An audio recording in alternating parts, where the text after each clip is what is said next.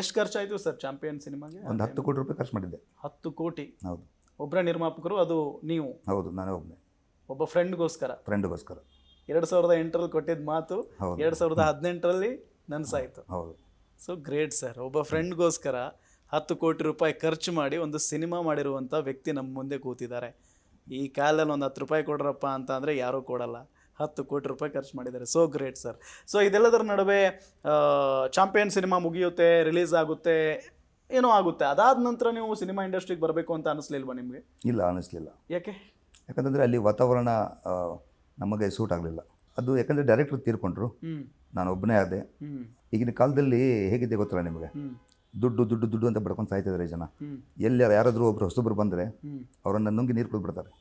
ಎಲ್ಲ ಕಡೆ ಗೊತ್ತಿಲ್ಲದವ್ರನ್ನ ಕರ್ಕೊಂಡು ಹೋಗಬೇಕು. ಅದಕ್ಕೆ ನಾನು ಇವತ್ತು ಎಷ್ಟು ಒಳ್ಳೆಯದನ್ನಾಗಿದ್ದೇನೆ. ಇವತ್ತು ಎಲ್ಲರನ್ನೂ ಸರಿ ಮಾಡಬೇಕಾಗಿದೆ. ಈ ತಪ್ಪು ಎಷ್ಟು ನಡೀತಾ ಇದೆ, ಯಾರ ಜೊತೆ ಅನ್ಯಾಯ ನಡೀಬಾರ್ದು. ಒಬ್ಬ ವ್ಯಕ್ತಿ ಮತ್ತೊಬ್ಬನಿಗೆ ಒಳ್ಳೇದು ಮಾಡಬೇಕು. ಯಾರಿಗೆ ಏನು ಬೇಕಾದರೂ, ನಾನು ಹೇಳ್ತಿದ್ದೇನಲ್ಲ, ನಿಮಗೂ ಹೇಳಿದೆ, ಯಾರಿಗೆ ಏನೇ ಕಷ್ಟ ಅಂತ ಇದ್ದರೆ, ಈಗಿನ ಕಾಲದಲ್ಲಿ ಯಾರೂ ಇಲ್ಲ. ನನ್ನ ಹತ್ರ ಬಂದರೆ ಎಲ್ಲದಕ್ಕೂ ಸೊಲ್ಯೂಷನ್ ಇದೆ, ಎಲ್ಲರದ್ದು ಪ್ರಾಬ್ಲಮ್ಗಳಿಗೂ ಸೊಲ್ಯೂಷನ್ ಇದೆ. ಓಂ ನಮಃ ಶಿವಾಯ್. ಜೈ ಶಿವಮ್ ಅಸೋಸಿಯೇಟ್ಸ್. ಶಿವಾನಂದ್ ಸರ್ ಹೇಗಂದರೆ ಅವರು ವರ್ಲ್ಡ್ ಬೆಸ್ಟ್ ಪರ್ಸನ್. ಈಗ ನಾವು ವರ್ಲ್ಡ್ ಬೆಸ್ಟ್ ಪರ್ಸನ್ ಯಾಕೆ ಹೇಳ್ತೀವಿ ಅಂದರೆ, ಈಗ ನಮ್ಮೆಲ್ಲ ಕೊಲೀಗ್ಸ್ ಹೇಳಿದ್ರು ಅವ್ರು ಹೇಗಿದ್ದಾರೆ, ಹೆಂಗಿದ್ದಾರೆ ಅಂತ. ಅವ್ರದ್ದು ಧ್ಯೇಯ ಏನಿದೆ, ನಾವು ಸೊಸೈಟಿಲಿ ಏನು ಚೇಂಜಸ್ ತರಬೇಕು, ದೇಶದಲ್ಲಿ ಏನು ಚೇಂಜಸ್ ತರಬೇಕು, ಮತ್ತು ಫ್ಯಾಮಿಲಿಗಳಲ್ಲಿ ಯಾವ ರೀತಿ ನಾವು ಡೆವಲಪ್ ಮಾಡಬೇಕು, ಈ ರೀತಿ ಗುರಿ ಇಟ್ಕೊಂಡು ಹೋಗ್ತಿರೋಂಥ ಮನುಷ್ಯನ ನಾವು ವರ್ಲ್ಡ್ ಬೆಸ್ಟ್ ಪರ್ಸನ್ ಅಂತೀವಿ. ಈಗ ರೀಸೆಂಟಾಗಿ ಅವ್ರಿಗೆ ವರ್ಲ್ಡ್ ಎಕ್ಸಲೆನ್ಸ್, ಡಾಕ್ಟರ್ ಎಕ್ಸಲೆನ್ಸ್ ಅಂತ ಒಂದು ಅವಾರ್ಡ್ ಕೊಟ್ಟರು.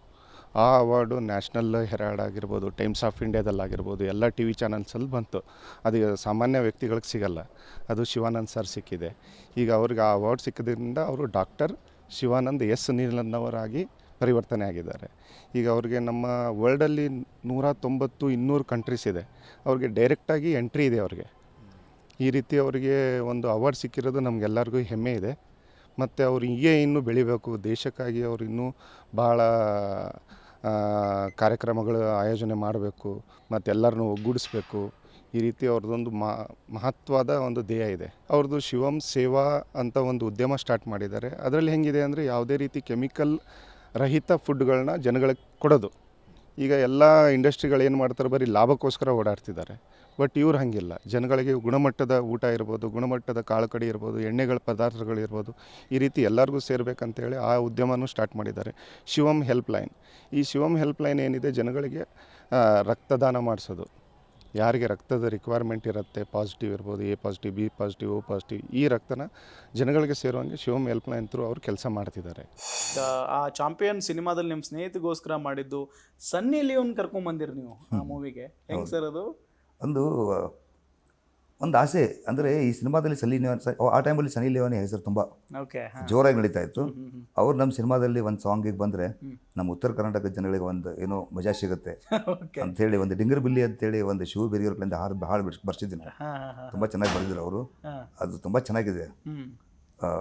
ಹೀಗಾಗಿ ಸನ್ನಿ ಲಿಯೋನ್ ಬಂದರು, ಸಿನಿಮಾನು ಮಾಡಿದ್ರು. ಅವ್ರಿಗೆ ನಮ್ಮ ಪ್ರೊಡಕ್ಷನ್ ಹೌಸ್ ತುಂಬ ಇಷ್ಟ ಆಯಿತು. ನಾವು ಅವ್ರಿಗೆ ತೋರಿಸಿದ ಪ್ರೀತಿ ಇದೆಲ್ಲ ಅವ್ರಿಗೆ ತುಂಬ ಇಷ್ಟ ಆಗಿತ್ತು. ಅವ್ರ ಫ್ರೆಂಡ್ಲಿನೂ ಇದ್ರು ನಮ್ಮ ಜೊತೆಗೆ. ಆಮೇಲೆ ಸಿನಿಮಾ ಆಡಿಯೋ ರಿಲೀಸಿಗೆಲ್ಲ ಅವ್ರು ನೀವು ಬಂದು ಮಾಡಿಕೊಡಿ ಅಂತ ಹೇಳಿದ್ದೆ ಅವ್ರಿಗೆ ನಾವು. ಅವರು ಫ್ರೀ ಆಫ್ ಕಾಸ್ಟಲ್ಲೇ ಬಂದು ಮಾಡಿಕೊಟ್ಟಿದ್ರು ಸನ್ನಿ ಲಿಯೋನಿ, ₹1 ತಗೊಳ್ಳಿಲ್ಲ. ಒಂದು ಆಡಿಯೋ ರಿಲೀಸ್ ಎಲ್ಲ ಮಾಡಿಕೊಟ್ಟಿದ್ರು ಅವರು. ತುಂಬ ಒಳ್ಳೆ ವ್ಯಕ್ತಿತ್ವ ಸನ್ನಿ ಲಿಯೋನಿ ಅವ್ರದ್ದು. ಎಸ್.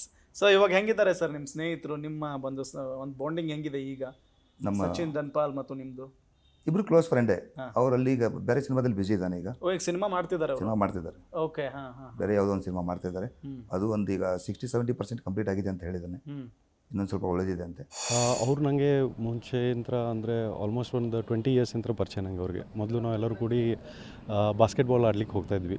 ಅವಾಗಿಂದ್ರೂ ಪರಿಚಯ. ಅವಾಗಂದ್ರೂ ಅವ್ರಿಗೆ ಒಂದು ವಿಷನ್ ಇತ್ತು, ಏನಾದರೂ ಒಂದು ಜೀವನದಲ್ಲಿ ಸಾಧಿಸಬೇಕು, ಏನಾದರೂ ಮಾಡಬೇಕು ಅಂಥೇಳಿ. ಸೊ ಎಲ್ಲ ಫ್ರೆಂಡ್ಸ್ ಕೂಡಿದಾಗೆಲ್ಲ ಅವರು ಏನಾದರೂ ಒಂದು ತಲೆಯಲ್ಲಿ ವಿಚಾರಣೆ ಇರ್ತಾಯಿತ್ತು. ಮಲ್ಟಿಪಲ್ ಬಿಸ್ನೆಸ್ನೆಲ್ಲ ಪ್ಲ್ಯಾನ್ ಮಾಡಿದರು. ಒಂದಿಷ್ಟರಲ್ಲಿ ಸಕ್ಸಸ್ ಸಿಕ್ತು, ಒಂದಿಷ್ಟರಲ್ಲಿ ಲಾಸ್ನೂ ಕಂಡಿದ್ದಾರೆ.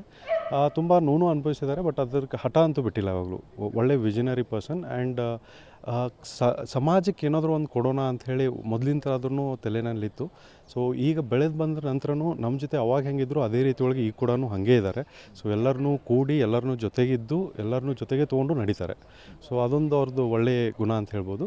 ಆ್ಯಂಡ್ ಯಾವುದೇ ಉದ್ಯಮ ಇರಲಿ ಅದು ಉದ್ಯಮದಲ್ಲಿ ಯಾವ ರೀತಿಯಂಥ ವಿಭಿನ್ನವಾಗಿ ನಾವು ಯಾವ ರೀತಿ ಒಳಗೆ ಮಾಡ್ಬೋದು ಆ್ಯಂಡ್ ಯಾವುದೇ ರೀತಿಯಾದಂಥ ಮೋಸ ಇಲ್ಲದಲೇ ಯಾವ ರೀತಿ ಒಳಗೆ ಸಕ್ಸಸ್ ಕಾಣ್ಬೋದು ಅನ್ನೋದು ಅವ್ರ ನಂತರ ನಾವು ಕಲಿಬೋದು. ಸೊ ಅವ್ರು ಹೇಳೋ ವಿಷನ್ ನೋಡಿದರೆ ಎಲ್ಲರಿಗೂ ಸ್ವಲ್ಪ ಆಶ್ಚರ್ಯ ಆಗ್ಬೋದು, ಏನಪ್ಪ ಇವರು 2030 ಜಗತ್ತನ್ನೇ ಚೇಂಜ್ ಮಾಡ್ತಾರೆ ಅಂತೇಳಿ ಅಂತಾರೆ, ಹೆಂಗೆ ಇದು ಸಾಧ್ಯನಾ ಅಂತೇಳಿ ಅನ್ಕೋಬೋದು ಎಲ್ಲರೂ. ಬಟ್ ಪರಿವರ್ತನೆ ಹೆಂಗೆ ಅಂತಂದರೆ ಎಲ್ಲರೂ ಒಬ್ಬರು ನಾವು ಹೆಂಗೆ ಪರಿಚಯ ಆದಾಗ, ಈಗ ನಾನು ನಿಮ್ಮ ಮೀಟ್ ಆಗ್ತೀನಿ, ನೀವು ಇನ್ನೊಬ್ರಿಗೆ ಮೀಟ್ ಆಗ್ತೀರಿ, ನಮ್ಮಲ್ಲಿ ನಾವು ಚೇಂಜ್ ಆಗ್ತಾ ಹೋದರೆ ಡೆಫಿನೆಟ್ಲಿ ಅವ್ರು ಏನು ಕನಸು ಕಾಣ್ತಿದ್ದಾರೆ ಅದು ಇದನ್ನಾಗ್ಬೋದು ಅಂತ ಅನ್ಕೋತೀವಿ. ಎಸ್, ಇದನ್ನೆಲ್ಲ ನಾವು ಒಂದು ಕಡೆ ಬದಿಗಿಟ್ರೆ ಈಗ ನಿಮ್ಮ ಅಸಲಿ ಕತೆ ಶುರುವಾಗುತ್ತೆ. ಶಿವಮ್ ಅಸೋಸಿಯೇಟ್ಸ್ ಏನು ಸರ್ ಇದು ಸಂಸ್ಥೆ? ಶಿವಮ್ ಅಸೋಸಿಯೇಟ್ಸ್ ಅಂತಂದರೆ ಭಾರತ ದೇಶದ ಸೈನಿಕರು ಏನಿದ್ದಾರೆ ನಾವೆಲ್ಲರೂ ಸೇರಿ ಒಂದು ಸಾಮ್ರಾಜ್ಯ ಕಟ್ಟಿದ್ದೀವಿ.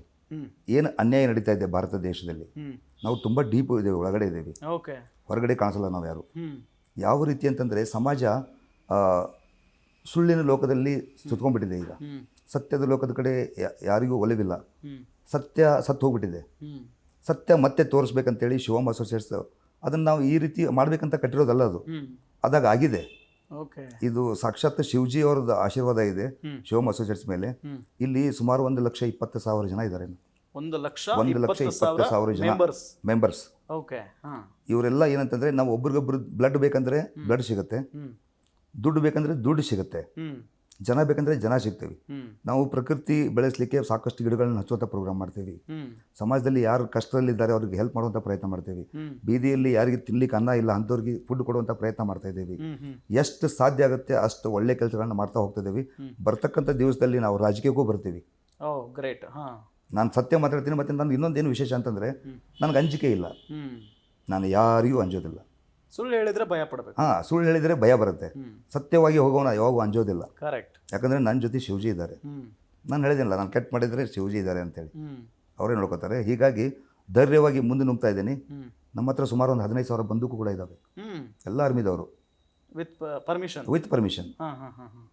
ನಾವು ಯಾರನ್ನೂ ಸಾಯಿಸ್ಲಿಕ್ಕೆ ಇಟ್ಕೊಂಡಿಲ್ಲ, ಅದನ್ನು ಎಲ್ಲರನ್ನೂ ಉಳಿಸ್ಬೇಕು ಅಂತೇಳಿ. ದೇಶದಲ್ಲಿ ಬರ್ತಕ್ಕಂಥ ದಿವಸದಲ್ಲಿ ತಾಂಡವಾಡುವುದಿದೆ. ಭಾಳ ದೊಡ್ಡ ಪ್ರಯತ್ನ ನಡೆದಿದೆ ಒಳಗಡೆಯಿಂದ. ನಾವು ಹೊರಗಡೆ ಇನ್ನೂ ಕಳಿಸ್ಕೋತಾ ಇಲ್ಲ. ನನ್ನ ಹತ್ರ ತುಂಬ ಜನ ಬರ್ತಾ ಇದ್ದಾರೆ, ಸತ್ಯವಾದಿಗಳು. ಅಂಥವರೆಲ್ಲ ತುಂಬ ಬಂದು ಇಲ್ಲಿ ಕನೆಕ್ಟ್ ಆಗ್ತಾ ಇದ್ದಾರೆ. ಏನು ಬೇಕು ಸಪೋರ್ಟ್ ಮಾಡ್ಲಿಕ್ಕೆ ರೆಡಿ ಇದ್ದಾರೆ. ದುಡ್ಡು ಅಂದರೆ ದುಡ್ಡು, ಏನು ಬೇಕದು 120 ಕಂಟ್ರಿಯಿಂದ ನಂಗೆ ಸಪೋರ್ಟ್ ಬರ್ತಾ ಇದೆ. ಬೇರೆ ದೇಶದವರು ಕೂಡ. ಹೌದು, ನಾನು ಹೀಸ್ ಎಕ್ಸಲೆನ್ಸಿ ಅಂಬಾಸಿಡರ್. ನನಗೆ ಮೊನ್ನೆ ಒಂದು ಅವಾರ್ಡ್ ಸಿಕ್ಕಿದೆ, ಡಾಕ್ಟರೇಟ್ ಅವಾರ್ಡು. ನಾನು 120 ಕಂಟ್ರಿ ಕೆಲಸ ಮಾಡ್ತೇನೆ, ಪೀಸ್ ಅಂಬಾಸಿಡರ್ ಅಂತೇಳಿ, ಶಾಂತಿ ದೂತನಾಗಿ ಕೆಲಸ ಮಾಡ್ತಾ ಇದ್ದೀನಿ. ಗ್ಯಾರಂಟಿ ನ್ಯೂಸ್, ಸುದ್ದಿ ಖಚಿತ, ನ್ಯಾಯ ನಿಶ್ಚಿತ.